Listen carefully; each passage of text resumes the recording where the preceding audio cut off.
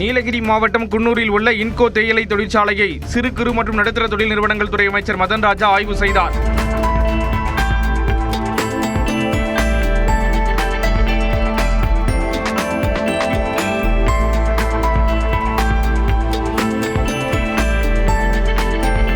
பின்னர் செய்தியாளர்களிடம் பேசிய அவர், இன்கோ வாகனங்களில் டீ மட்டுமின்றி இனி தேயிலை தூள்களையும் காட்சிப்படுத்தி விற்பனையை அதிகரிக்க நடவடிக்கை எடுக்கப்படும் என்று கூறினார். திருப்பூர் ஆட்சியர் அலுவலகத்தில் அமைச்சர் அருண்ராஜ் தலைமையில் நடைபெற்ற ஆலோசனைக் கூட்டத்தில் தண்ணீர் திருட்டு தொடர்பாக விவசாயிகள் வாக்குவாதத்தில் ஈடுபட்டனர்.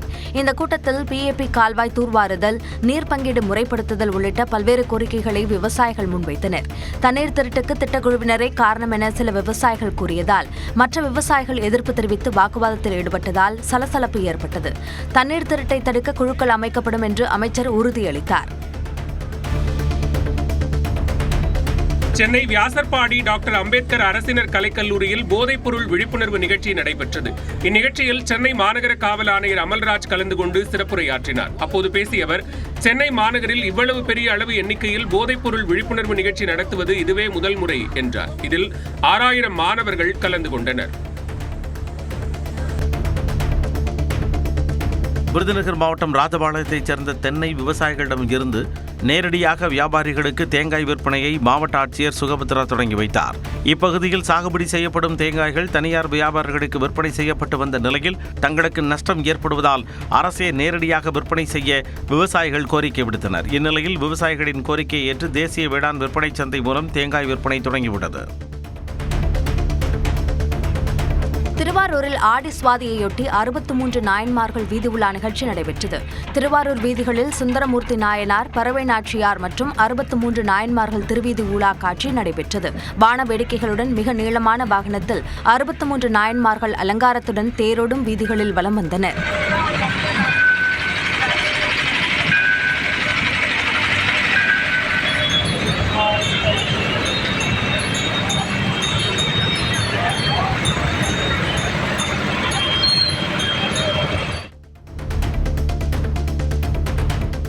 ரியல் லைஃபில் சொன்னதை ரியல் லைஃபில் செய்தால்தான் மக்கள் ஹீரோவாக பார்ப்பார்கள் என தேமுதிக பொதுச் செயலாளர் பிரேமலதா விஜயகாந்த் தெரிவித்துள்ளார்.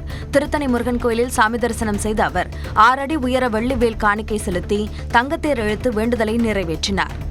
எல் நினோ அப்படின்னு ஒண்ணு வரப்போகுது, கடுமையான வறட்சி வரப்போகிறது என்று சொல்றாங்க. அப்போ முதல்ல பாதிக்கிறவங்க யாரும் விவசாயிகள். அதனால கண்டிப்பாக முதல்வரும் தமிழக அரசும் முழு விவசாயிகளை தள்ளுபடி செய்யணும், விவசாயிகளை காக்கணும். ஏன்னா அவர் சினிமால சொன்னதை ரியல் லைஃப்லயும் அவர் நிரூபிச்சாதான் ரியல் ஹீரோவா மக்கள் பார்ப்பாங்க. இல்லை என்றால் வெறும் கண் துடைப்பாக இது போய்விடும். திண்டுக்கல் அருகே வக்கம்பட்டியில் மதலமேரி ஆலய திருவிழாவின் போது ஏற்பட்ட வெடி விபத்தில் 15 பேர் படுகாயமடைந்தனர். விழாவின் முக்கிய நிகழ்வான தேர்பவனி நள்ளிரவு 12 மணிக்கு தொடங்கியது. அப்போது தேர்பவனியை வரவேற்க வைக்கப்பட்ட வெடி அருகிலிருந்த வெடிப்பொருட்கள் மீது விழுந்தது. வெடித்து சிதறிய பட்டாசுகளில் இருந்து தப்பிக்க பெண்கள் மற்றும் சிறுவர்கள் நாலாபுரங்களிலும் ஓடினர். விபத்தில் அதே பகுதியைச் சேர்ந்த Wilson, Robin Arulraj, Thoniya, Maria Jacqueline உள்ளிட்டோர் காயமடைந்தனர். மருத்துவமனையில் அனுமதிக்கப்பட்டவர்களில் 3 பேர் தீவிர சிகிச்சை பிரிவில் உள்ளனர். டெல்லியில் நீட் விவகாரத்தில் போராடும் மாணவர்களுக்கு ஆதரவாக சென்னை தியாகராய நகரில் பாலன் இல்லத்தில் கரப்பான்பூச்சி ஜனதா கட்சியினர் போராட்டத்தில் ஈடுபட்டனர். இதில் பங்கேற்ற இந்திய கம்யூனிஸ்ட் கட்சியின் மாநில செயலாளர் வீரபாண்டியன் மாணவர்களின் கோரிக்கைகளை மத்திய அரசு ஏற்று நடவடிக்கை எடுக்க வேண்டும் என வலியுறுத்தினார். மாணவர்களின் கோரிக்கை வெல்லும், வெற்றி பெறும். பிரதமர், உள்துறை அமைச்சர் இந்த கோரிக்கைகளுக்கு அடிபணிவார்கள், அடிபணிய வைப்பார்கள் மாணவர் சமூகம், மாணவர் உலகம். 10ஆம் வகுப்பு மட்டுமே படித்துவிட்டு மருத்துவம் பார்த்த பெண் கைது செய்யப்பட்டார். திண்டுக்கல் மாவட்டம் நத்தம் அருகே செந்துறையில் போலி பெண் மருத்துவர் கைது செய்யப்பட்டார்.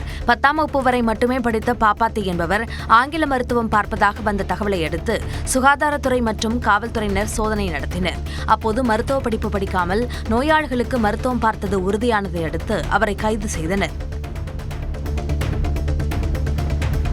திருப்பத்தூர் மாவட்டம் வாணியம்பாடியில் உள்ள தேசத்து மாரியம்மன் ஆலயத்தின் 14வது ஆண்டு ஆடி திருவிழா கோலாகலமாக நடைபெற்றது. திருநங்கைகள் ஒன்றிணைந்து நடத்திய இந்த விழாவில் அம்மனுக்கு சிறப்பு அபிஷேகம் மற்றும் அலங்கார வழிபாடுகள் நடைபெற்றன. மேளதாளங்கள் முழங்க அம்மன் முக்கிய வீதிகள் வழியாக ஊர்வலமாக எடுத்துச் செல்லப்பட்டது. திரளான பக்தர்கள் கலந்து கொண்டு சாமி தரிசனம் செய்தனர்.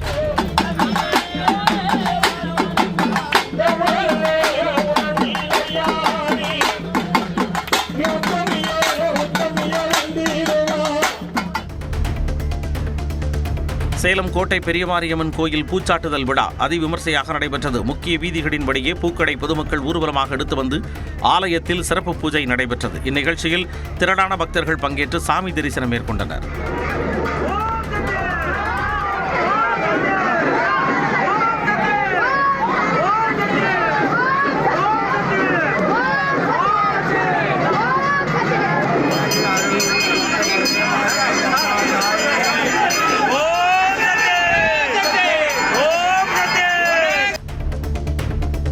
கடலூர் மாவட்டம் வடலூர் ஆபத்தானந்தபுரம் பச்சை வாடியம்மன் கோவிலில் அமைச்சர் ஆனந்த் குடும்பத்துடன் சாமி தரிசனம் செய்தார். சிறப்பு அபிஷேகம் மற்றும் தீபாராதனையில் பங்கேற்று நேர்த்திக்கடன் செலுத்தியவர் பின்னர் பக்தர்களுக்கு அன்னதானமும் வழங்கினார்.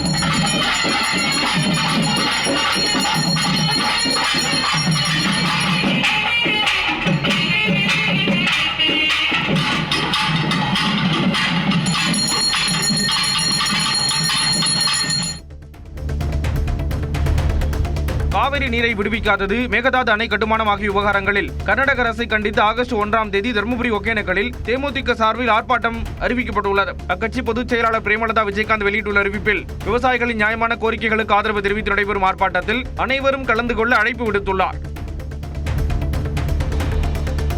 காவிரியில் தமிழ்நாட்டிற்கு உரிய நீரை திறந்துவிட வலியுறுத்தி திருச்சி முக்கொம்பு மேலணை காவிரி ஆற்றில் இறங்கி தேசிய தென்னிந்திய நதிகள் இணைப்பு விவசாயிகள் சங்கத்தினர் போராட்டத்தில் ஈடுபட்டனர்.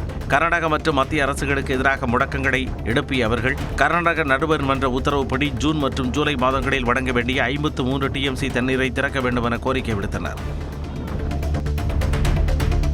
காவிரி நடுவர் மன்றம் மற்றும் உச்சநீதிமன்ற உத்தரவின்படி தமிழகத்திற்கு வழங்க வேண்டிய காவிரி தண்ணீரை திறந்துவிட வலியுறுத்தியும் மேகதாது அணை கட்டும் முயற்சியை கைவிடக் கோரியும் இந்திய ஜனநாயக கட்சியினர் பெரம்பலூர், தஞ்சை, விழுப்புரம், அரியலூர் உள்ளிட்ட பல்வேறு மாவட்டங்களில் கண்டன ஆர்ப்பாட்டத்தில் ஈடுபட்டனர். கர்நாடக அரசின் நடவடிக்கையை தடுக்க மத்திய, மாநில அரசுகள் உரிய நடவடிக்கை எடுக்க வேண்டும் என்றும் வலியுறுத்தினர். புதுக்கோட்டை மாவட்டம் அறந்தாங்கி வீரமாகாளி அம்மன் கோயிலில் 30 நாட்கள் நடைபெறும் ஆடிப்பெருந்திருவிழா காப்பு கட்டுதலுடன் தொடங்கியது. உற்சவர் அம்பாள் கோவில் உள்வளாகம் வந்தபோது கொடிமரத்திற்கு கொடியேற்றி தீப ஆராதனை நடைபெற்றது. திரளான பக்தர்கள் கலந்து கொண்டு சாமி தரிசனம் செய்தனர். பிரசித்தி பெற்ற பழனி முருகன் கோயிலில் கடந்த 20 நாட்களில் 2,89,00,000 ரூபாயை பக்தர்கள் உண்டியல் காணிக்கையாக செலுத்தியுள்ளனர். 58 சவரன் தங்கம், 6 கிலோ வெள்ளி மற்றும் 739 வெளிநாட்டு கரன்சி நோட்டுகள் உண்டியல் காணிக்கையாக கிடைத்தது. உண்டியல் காணிக்கைகளை எண்ணும் பணியில் மாணவர்கள் மற்றும் தன்னார்வலர்கள் ஈடுபட்டனர். தென்காசி மாவட்டம் கடையநல்லூரில் அரசு பேருந்தில் 9 சவர நகையை திருடியதாக இளம்பெண் கைது செய்யப்பட்டார். தென்காசி மாவட்டத்தைச் சேர்ந்தவரான தீபா அரசு பேருந்தில் பயணித்தபோது அவரது கையில் இருந்த சுமார் 9 சவர நகைகள் திருடு போயின. இது தொடர்பாக அளிக்கப்பட்ட புகாரில் விசாரணை மேற்கொண்ட காவல்துறையினர் செங்கம் பகுதியைச் சேர்ந்த சத்யா என்பவரை கைது செய்து நகைகளை பறிமுதல் செய்தனர். வாரிசு சான்றிதழுக்கு லஞ்சம் வாங்கிய வருவாய் ஆய்வாளர் பிடிபட்டார். திருச்சி மாவட்டம் மணப்பாறை அருகே வாரிசு சான்றிதழ் வழங்க 4000 ரூபாய் லஞ்சம் வாங்கிய வருவாய் ஆய்வாளர் கைது செய்யப்பட்டார். அரசங்குளம் பகுதியைச் சேர்ந்த ஈஸ்வரி என்பவர் வாரிசு சான்றிதழ் பெற விண்ணப்பித்திருந்த நிலையில் பெரியவட்டி வருவாய் ஆய்வாளர் ஹேமலதா 4000 ரூபாய் லஞ்சமாக கேட்டதாக கூறப்படுகிறது. இதுகுறித்து புகார் அளிக்கப்பட்ட நிலையில் லஞ்ச ஒழிப்பு காவல்துறையினர் லஞ்ச பணத்தை கொடுக்க வைத்து வருவாய் ஆய்வாளரை கையும் களவுமாக கைது செய்தனர். மக்கள் தொகை கணக்கெடுப்பை முன்னிட்டு சீர்காழியில் சுய கணக்கெடுப்பு குறித்த விழிப்புணர்வு நிகழ்ச்சி நடைபெற்றது. பேருந்துகள், ஆட்டோக்களில் விழிப்புணர்வு ஸ்டிக்கர்கள் ஒட்டப்பட்டதுடன் பொதுமக்களுக்கு துண்டு பிரசுரங்கள் வழங்கி சுய கணக்கெடுப்பில் பங்கேற்க வருவாய்த்துறை அதிகாரிகள் விழிப்புணர்வு ஏற்படுத்தினர்.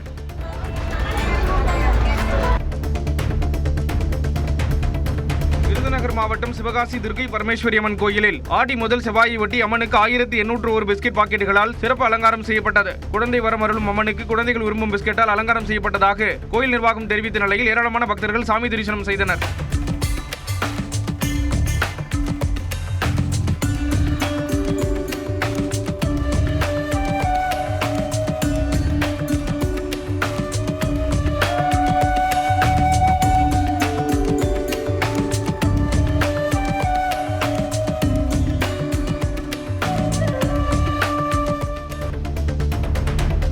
குடும்ப பிரச்சனை தொடர்பான வழக்கில் அமைச்சர் மரிய வில்சன் மற்றும் அவரது சகோதரருக்கு இடையே சமரச பேச்சுவார்த்தையில் உடன்பாடு எட்டப்படவில்லை. சென்னை உயர்நீதிமன்ற சமரச தீர்வு மையத்தில் 2வது முறையாக இருவரும் ஆஜராகி பேச்சுவார்த்தை நடத்தினர். இருப்பினும் உடன்பாடு எட்டப்படாததால் வரும் 28ஆம் தேதி மீண்டும் ஆஜராக சமரச தீர்வு மையம் உத்தரவிட்டு விசாரணையை ஒத்திவைத்துள்ளது.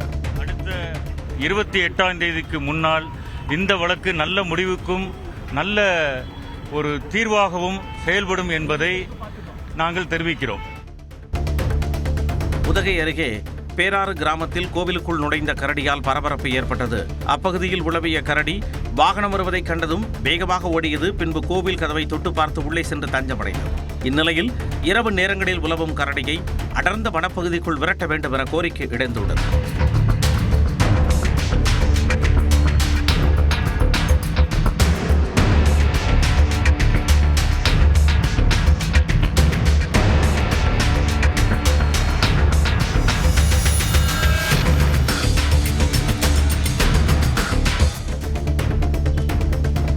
நடிகர் சூர்யாவின் பிறந்த நாளையொட்டி காஞ்சிபுரம் குமரக்கோட்டம் முருகன் கோயிலில் சூர்யா நற்பணி மன்ற ரசிகர்கள் வெள்ளித்தேரை வடம் பிடித்து இழுத்து வழிபட்டனர். நடிகர் சூர்யா நீடூழி வாழ வேண்டியும் அடுத்தடுத்த படங்கள் வெற்றியடைய வேண்டியும் சிறப்பு வெள்ளித்தேரை வடம் பிடித்து இழுத்து வழிபாடு நடத்தினர்.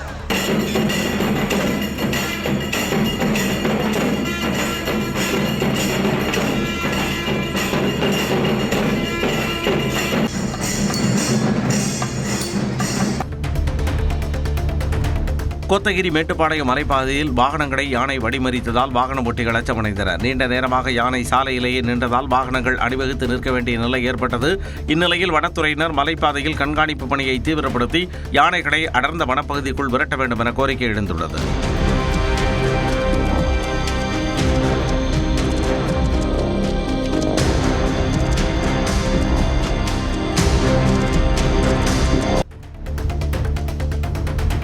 சாதிவாரி கணக்கெடுப்பு மிகவும் முக்கியம் என அமைச்சர் வன்னியரசு தெரிவித்துள்ளார். சென்னை மதுரவாயலில் நடைபெற்ற சலவை தொழிலாளர் சங்கத்தின் 75வது ஆண்டு விழாவில் அமைச்சர் வன்னியரசு சிறப்பு விருந்தினராக கலந்து கொண்டார். நிகழ்ச்சியின் போது திருவண்ணாமலை மாவட்டத்தைச் சேர்ந்த பெண்கள் தங்களுக்கு வீட்டுமனை பட்டா வழங்க கோரி கண்ணீர் மல்க அமைச்சர் வன்னியரசுவின் காலில் விழுந்ததால் பரபரப்பு ஏற்பட்டது.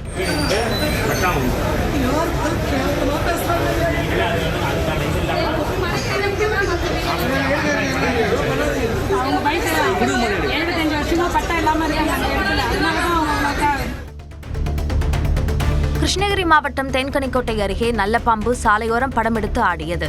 பேருந்து நிறுத்தம் அருகே இயங்கி வரும் கடை ஒன்றின் முன்பாக திடீரென நல்லபாம்பு படம் எடுத்தது. அதனை அந்த பகுதியில் இருந்தவர்கள் ஆச்சரியமாக வேடிக்கை பார்த்தனர். அதன் பின்னர் அந்த பாம்பு புதருக்குள் ஊர்ந்து சென்று மறைந்தது.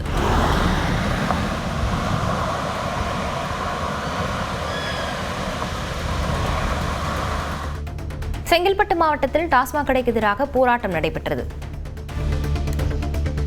செங்கல்பட்டு மாவட்டம் அச்சரப்பாக்கம் அருகே பள்ளிப்பேட்டை கிராமத்தில் பள்ளி மாணவர்கள் செல்லும் வழியில் செயல்படும் டாஸ்மாக் கடையை உடனடியாக அகற்ற வேண்டும் என பொதுமக்களும் சமூக ஆர்வலர்களும் கோரிக்கை விடுத்துள்ளனர். மாணவர்களின் நலனை கருத்தில் கொண்டு அவர்கள் பயமின்றி பள்ளிக்கு சென்று வரும் வகையில் நடவடிக்கை மேற்கொள்ள வேண்டும் என்று வலியுறுத்தியுள்ளனர்.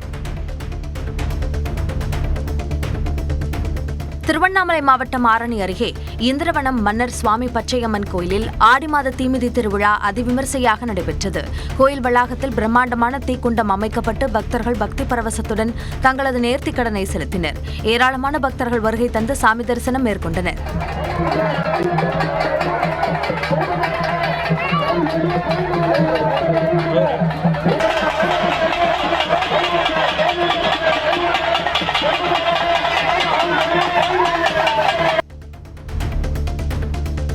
சீர்காழி அருகே குப்பையை எரித்த பொழுது தீ பரவி அருகில் இருந்த வீடுகள் எரிந்த சம்பவத்தால் பரபரப்பு ஏற்பட்டது. திருமுல்லைவாசல் பகுதியில் காலிமனையில் குப்பைகளை எரித்த பொழுது எதிர்பாராத விதமாக அருகில் உள்ள ஒரு வீட்டிற்கு தீ பரவியதாக கூறப்படுகிறது.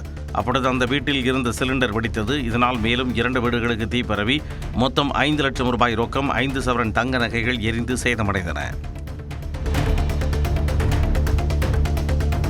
விவசாயிகளின் கூட்டுறவு பயிர்க்கடன்களை எந்தவித நிபந்தனையும் இன்றி முழுமையாக தள்ளுபடி செய்ய கோரி தேனியில் வேளாண்மை கூட்டுறவு கடன் சங்க அலுவலகத்தை முற்றுகையிட்டு விவசாயிகள் ஆர்ப்பாட்டத்தில் ஈடுபட்டனர். தேனி மாவட்ட தமிழ்நாடு விவசாயிகள் பாதுகாப்பு சங்கம் சார்பில் கொடுவிலார்பட்டியில் உள்ள தொடக்க வேளாண்மை கூட்டுறவு கடன் சங்கம் அலுவலகத்தை முற்றுகையிட்ட விவசாயிகள் தங்களது கோரிக்கை மனுக்களை கூட்டுறவு கடன் சங்க செயலாளரிடம் வழங்கினர். மயிலாடுதுறை மாவட்டம் சீர்காழி தவிக ஒன்றிய நிர்வாகி ஜில்லாமணி என்பவர் காரில் முதியவரை தாக்கும் பழைய வீடியோ சமூக வலைதளங்களில் மீண்டும் வைரலாகி பரபரப்பை ஏற்படுத்தியது.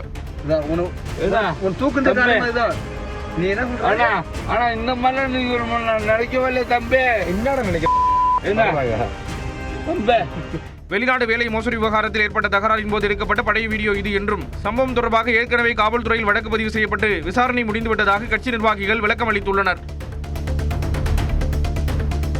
புதுக்கோட்டை மாவட்டம் கந்தர்வக்கோட்டை அருகே தஞ்சை சாலையில் உள்ள குப்பை கிடங்கில் தீ விபத்து ஏற்பட்டதால் நச்சுப்புகை பரவி பொதுமக்கள் மற்றும் வாகன ஓட்டிகள் அவதிக்குள்ளாகினர். கோழி, மீன் கழிவுகள் மற்றும் செப்டிக் கழிவுகள் கொட்டப்படும் இந்த குப்பை கிடங்கை வேறு இடத்திற்கு மாற்றி நிரந்தர தீர்வு காண மாவட்ட நிர்வாகம் நடவடிக்கை எடுக்க வேண்டும் என்று கிராம மக்கள் கோரிக்கை விடுத்துள்ளனர்.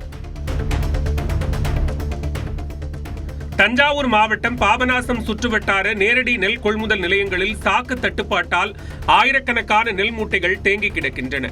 கொள்முதல் தாமதம் காரணமாக விவசாயிகள் பல நாட்களாக காத்திருக்கும் நிலையில் திறந்த வெளியில் வைக்கப்பட்டுள்ள நெல் மழையால் பாதிக்கப்படுவதாக விவசாயிகள் கவலை தெரிவித்துள்ளனர். இதனால் உடனடியாக சாக்குகள் வழங்கி நெல் கொள்முதலை விரைவுபடுத்த வேண்டும் என்றும் தமிழ்நாடு அரசுக்கு விவசாயிகள் கோரிக்கை விடுத்துள்ளனர். கூடலூர் அருகே வீட்டின் முன்பு நீண்ட நேரமாக சிறுத்தை படுத்து ஓய்வெடுத்த சிசிடிவி காட்சிகள் வெளியாகியுள்ளன. ஓய்வெடுத்த பின்னர் மெதுவாக நடந்து வந்த சிறுத்தை வீட்டை சுற்றி வந்தது. இதனால் அப்பகுதி மக்கள் மிகுந்த அச்சத்திற்கு ஆளாகினர். வனத்துறையினர் கண்காணிப்பை தீவிரப்படுத்த வேண்டும் என்று கோரிக்கை எழுந்துள்ளது.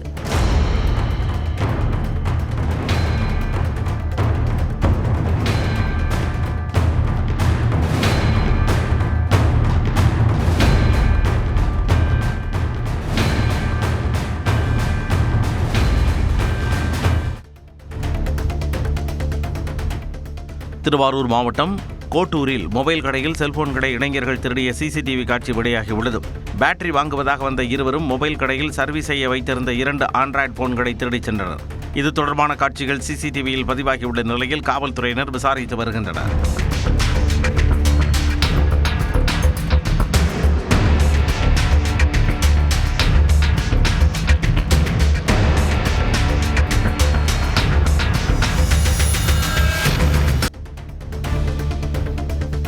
புதுக்கோட்டை மாவட்டம் நமனசமுத்திரம் அரசு பள்ளியில் முதலமைச்சரின் காலை உணவு திட்டம் குறித்து மாவட்ட ஆட்சியர் அருணா திடீர் ஆய்வு மேற்கொண்டார். பள்ளியில் சமைக்கப்பட்ட உணவை நேரில் சுவைத்து பார்த்த அவர் அதன் தரத்தை ஆய்வு செய்ததுடன் மாணவர்களிடமும் உணவின் தரம் குறித்து கேட்டறிந்தார். அப்பொழுது மாணவர்களுக்கு பதிலாக சமையலர் விளக்கமளிக்க முயன்றதால் மாணவர்களே பதிலளிக்க வேண்டும் என ஆட்சியர் அறிவுறுத்தினார்.